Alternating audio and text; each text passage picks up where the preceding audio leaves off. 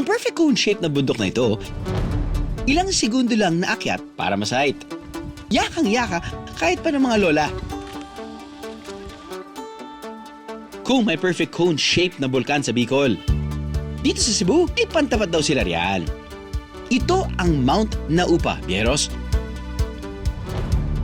Tanaw yan mula sa isang perfect spot dito ng isang view deck. We are 560 meters above sea level. And as you can see, there, isa sa mga pinupuntahan ng mga tao dito ay dahil dito sa almost perfect shaped mountain.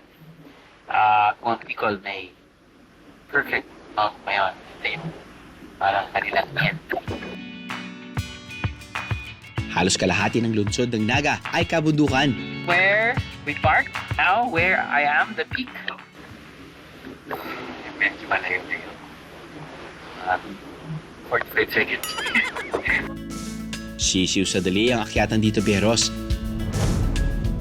Kita nyo naman sina Lola. Effortless parang mga bagets. Wow! Pero bakit nga ba Naupa ang tawag sa bundok na ito? May ilang kwento ang mga nagahanon dyan.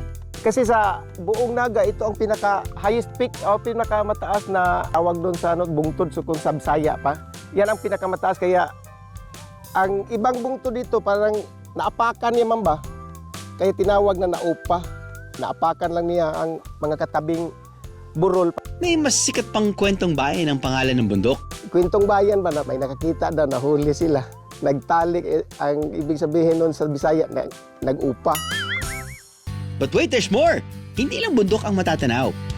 Sa pag-akyat sa Mount Naupa, may madadaan ng falls. Halos isang oras na lakaran lang yan. Kering-keri. I am the meeting is a BIA.